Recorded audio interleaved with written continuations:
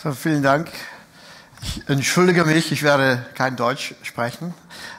Je ne sais pas parler en français. I'm going to speak in English, I'm sorry, but it'll be quicker that way. For those of you that didn't know, yes, I was a skier, and I was an Olympic skier, but if you're wondering whether I won, I was part of the British team.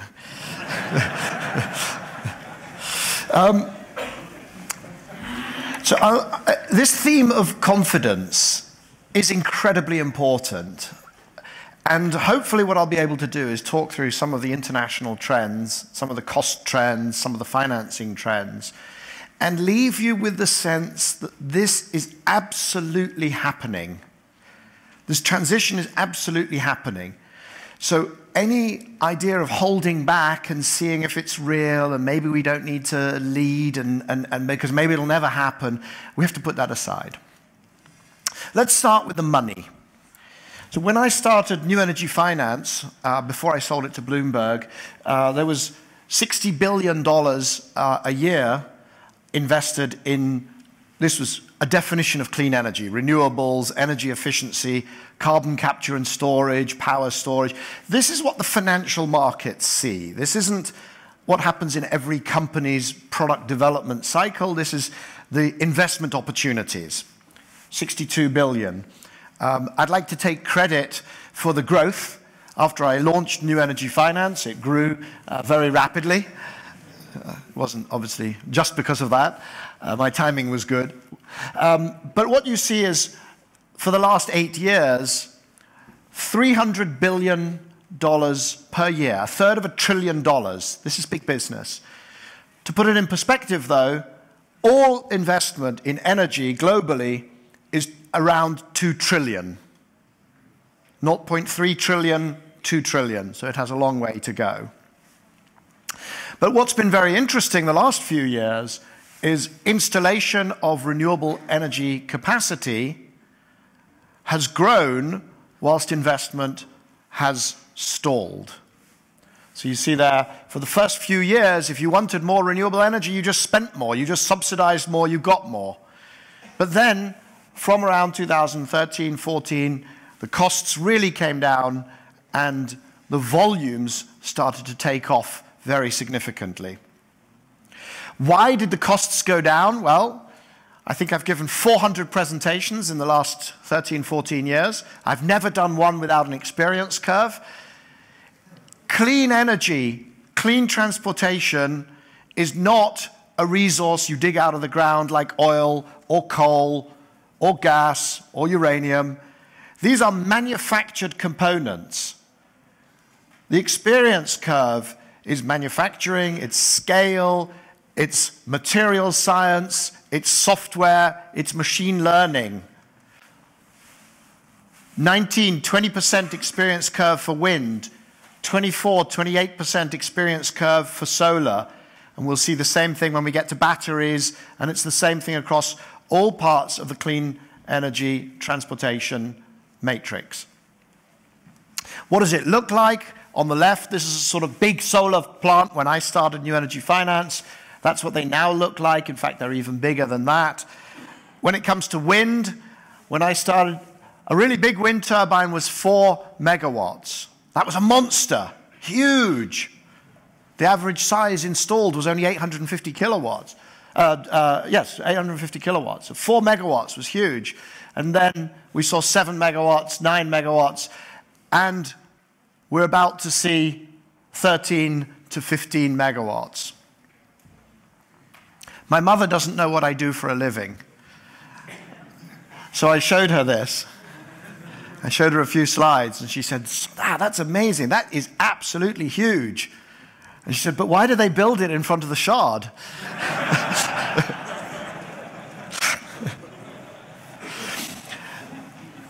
Now, what we're seeing is growth at an unprecedented speed. This is thinking in terms of doublings. I said these are not resources, these are manufactured components. And so in California, particularly, they talk about doublings. How many doublings? You should go towards a singularity. Well, that's wind. 5 doublings in 17 years. That's a log plot, just to be absolutely clear. So 5 doublings in 17 years, that is wind. Solar, these are the doublings since 2000, 8 doublings. This is what's driving the costs down. And you have to start thinking about manufacturing economics and not your usual energy economics. It's also policy, reverse auctions. You see there what happens to prices when you move from feed-in tariffs to reverse auctions. 1/3 price drop immediately, 50 or 60% after a few years. Policy matters. Policy design matters. We heard a bit about that in the last session. So where are we now? These are the world records. Sub 2 cents unsubsidized for solar, onshore wind, and even offshore wind, 5 US cents, unsubsidized. Now, these are the world records. Is this the median project? No. But what we see is the median cost catches up with the world record cost in a few years. Now, I'm perfectly aware I'm in Switzerland, right? You don't have the solar resources of Mexico. You will have noticed that, right? You don't have the wide open spaces of the Midwest of the US. Okay, we get it. So there'll be higher costs here for renewable energy. Higher costs for cappuccinos too, by the way. So you won't get to 2 US cents. But should you be able to get to 4, 5, 6? Absolutely yes. Cheaper than electricity from natural gas, from coal, from nuclear, and so on. Now, the conventional energy forecasters just don't get it. This switch from resource economics to manufacturing and software and material science. This is the IEA. I have great friends at the IEA. They hate when I do this, and I feel sorry for them. But this is their forecast of wind capacity. On the left, cumulative. On the right, annual additions. 14 times in 14 years, they had to increase their forecasts. They pretend it's not a forecast. They say, oh, it's only a scenario. Well, if it's a scenario, it's a bad scenario. That's cumulative installations.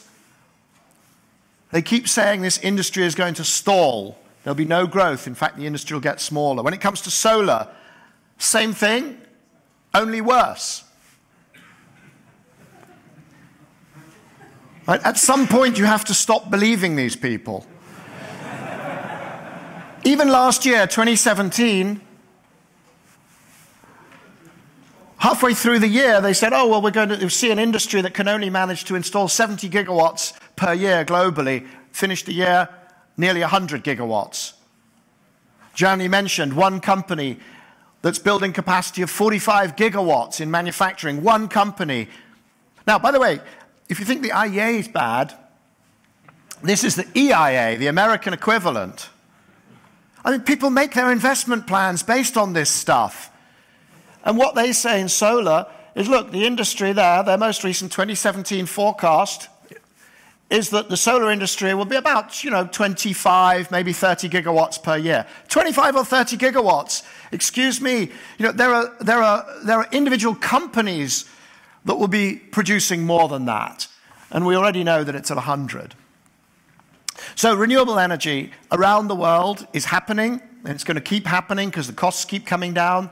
Here you see serious economies, Germany, UK, Italy, Spain, substantial proportions of renewable energy in their electricity mix. If you had said in the UK, when I started New Energy Finance, I'd be standing here or anywhere saying that there will be 25% renewable electricity in the UK, count me out. I would not have believed it. But that's what we see. And to stick with the cappuccino theme, it costs 1 cappuccino per household every 2 weeks. Anybody thinks it's unaffordable? It's not unaffordable. And that is electricity that is not being produced by gas, which is subject to all of the geopolitical instabilities that we see currently with that nice Mr. Putin. Now, it's going to keep going in the future. If you look at the $10 trillion, that's trillion with a T, A lot of journalists mix up millions and billions and trillions as though they're the same thing. 10 trillion is going to be spent on electricity generating in the next, through till 2040, 22 years. 2/3 of that will be wind and solar. You say, yes, but just a minute. It is variable. It's going to be going up and down and so on. Yes, and we have to deal with that. So, in terms of electricity mix, we're at 5% globally of electricity from wind and solar currently. The IEA, we've already seen, is very conservative, says that's going to 20%. Bloomberg New Energy Finance says 34%, and it's most likely, if anything, to be higher, not lower, by 2040. Coal is going out of fashion. In fact, it's going out of economics. If you look around the world, everywhere we look, capacity factors are dropping. You want to build a coal-fired power station, that is the headwind you are building it into. Capacity factors dropping everywhere. The UK, we've already had, I think now it's 7 consecutive days without coal on our system. The first time was last year for 1 day. Now we've had 7 or 8 days, I think it is. We'll be off coal by 2025. This is where I get to show UK leadership in Europe, maybe not in the EU, but UK leadership in Europe. We're the only country of the top 10 coal users who has actually meaningfully reduced our coal use. China, top right, coal going out of fashion. If it hasn't peaked, it will peak soon. India, this is the former Minister of Energy. The cost of solar power is now cheaper than coal in this country. And then there's the US. President Trump making America great again. Well, he's not going to make America great again. He's not going to face the 21st century using the technology of the 19th century. Coal plant retirements, and Gianni, you already said this. You already pointed out the retirements of coal in the US continue. And do you know how many people are building new coal-fired power stations in the US? 0. Now, this is enormously challenging if you're running the grid, and probably out there some of you are. This is Germany. You go back to 2012, go back to the past. What an easy life, right? Baseload and peak, baseload and peak, big lunch, knock off early, long weekend. It's all very simple, right? You remember those days? Now, it's gotten more complicated in the middle. Right? Blue is wind, yellow is solar. And one of the issues we need to deal with here, we need to be honest about, is summer doesn't look like winter. It might down by the equator, it might in California, not the equator, but it might in sunny in the Sun Belt. But where we're from, all of us, summer and winter are not the same. So there you've got winter, lots of wind, almost no solar. Summer, lots of solar, much less wind. Go out to the future and look what it looks like. You see the purple that sticks out underneath? Curtailment or export. And by the way, if you curtail, then those economics that I talked about, those low costs, do not happen. They rely on you being able to use all of the renewable energy that you produce. Think about it, digitization. So this is California. If you think that's bad, this is California. This is the good old days, the long lunch hour days. That's what it looks like now. That's the famous duck curve. You can see lots of ducks there flying one after the other. Guess what it looks like by 2030? That. And that's not what some activists would like to see in terms of solar. That is the California Public Utilities plan for 2030, 50% renewables, and most of it's going to be solar. If that doesn't look like an advertisement for batteries, I don't know what does. So we've got to keep the grid running, short term, medium term, and long term. And the good news is there are lots of ways of doing it. Batteries, demand response, electric vehicles, you're doing a lot of those already. And by the way, Switzerland is pretty good at lots of those. There's also innovation, flywheels, compressed air, all sorts of funky stuff at the short end, and at the long end, we've got to get to chemical solutions and we've got to have a fully digital everything to make it work. Now, batteries. There's going to be a lot of batteries. This is a good thing. Batteries are also becoming cheaper. And here you see batteries right through the system, residential, commercial and industrial, integrated with renewable energy, peakers, all the way up to the transmission grid. Batteries everywhere. But here's the thing. Do you want to know where the batteries will really be? They'll be in vehicles. Purple is consumer goods. That's Journey's phone he pulled out. That's these things and computers and so on.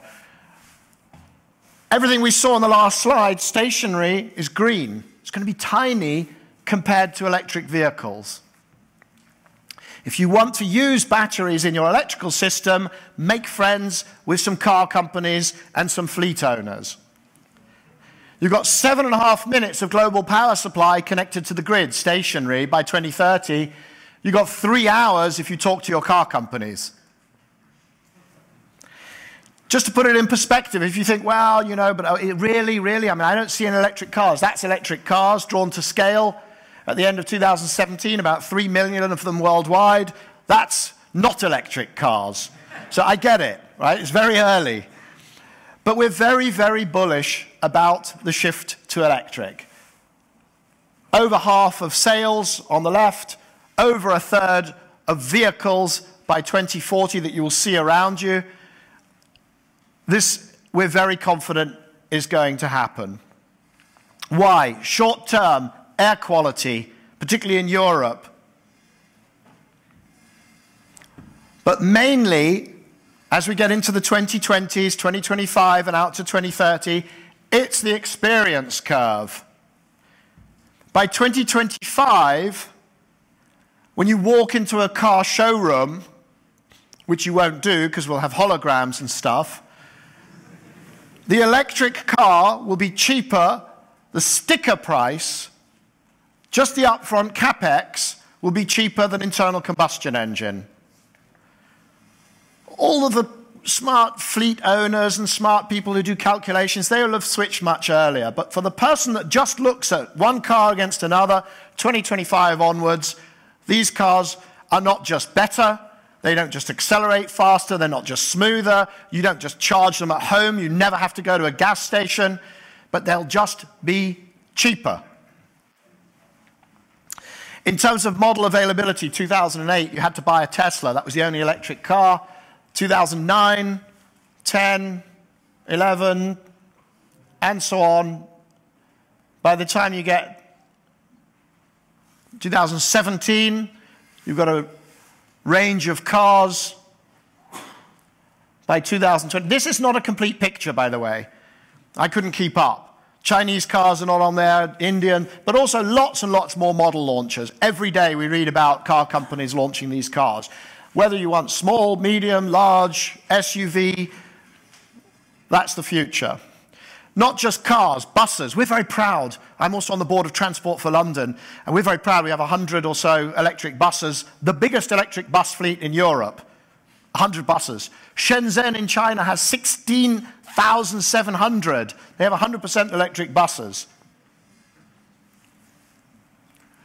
Trucks. Last week I spoke at the launch of the Daimler e-Canter, 7.5-ton truck. It was amazing. Loud rock music, and then they shut the music off and the trucks drove in complete silence. It was unbelievable. It's going to transform our cities. So the new orthodoxy, where are we going? Well, as we've seen, by 2040, 1/3 of electricity is going to be wind and solar. This is what I call the 3/3 world. 1/3 of all the vehicles you see on the road, not just cars, all the way up to trucks, not the long-distance trucks, whatever, but 1/3 of the vehicles you see on the road, particularly in our cities, is going to be electric. And the world is going to be 1/3 more energy productive. More GDP for every unit of electricity. It's a fantastically exciting future. We should have great confidence that this is going to happen. All of our strategies should be in line with this future. Now, the bad news is it's not enough to hit the Paris climate goals. It's great, but it's not enough. What we still need to do is have the same confidence, the same Vertrauen und Selbstvertrauen, confiance in these, in the change. What are we going to see in industry, shipping and air freight, agriculture, chemicals, energy access across the developing world, and the big one, the big one, heat.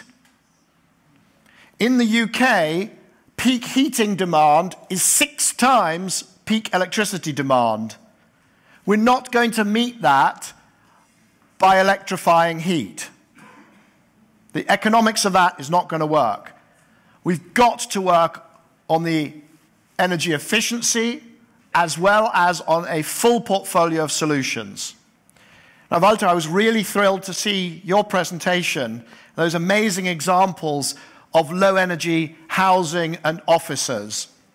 I'm very bullish that this is the new frontier for all of us, to go beyond the three-third world and really get to the point where we can say we're going to hit those Paris goals.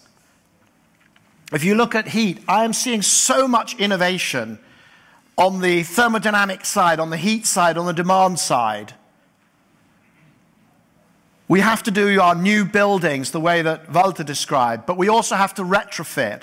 If anybody thinks this can't be done, they need to get out more and see the sorts of innovations, the sorts of projects that are now delivered, some of them 10 years old.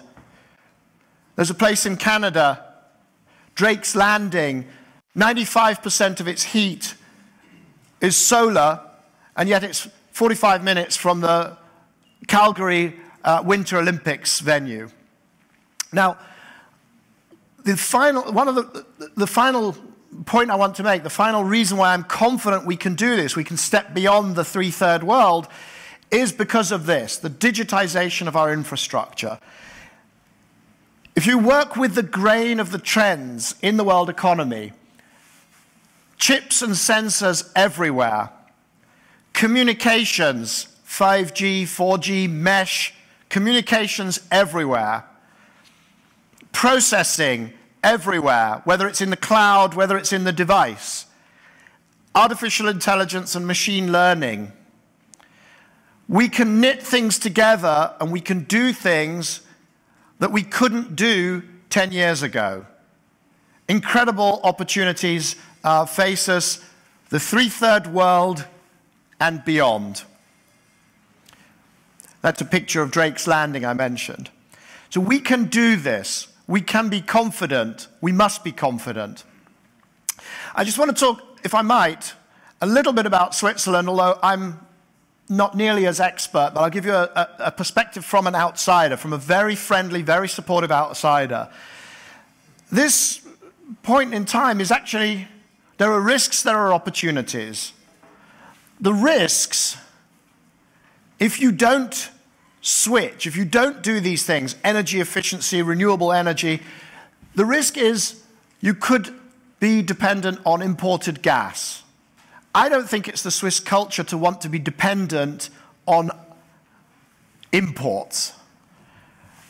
I've talked about the geopolitical risks. If you're dependent on imported electricity, you essentially have two choices. You can be virtuous and shut down your own nuclear. I'm personally not sure if that would be virtuous. I quite like nuclear, but you can do that. And then just import from France. I don't think that achieves very much.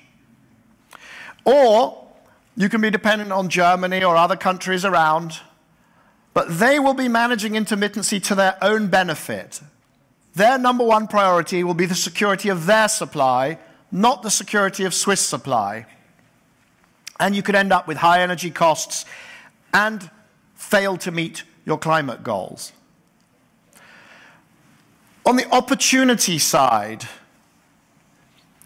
you have incredible resources in this country. It's an incredible opportunity.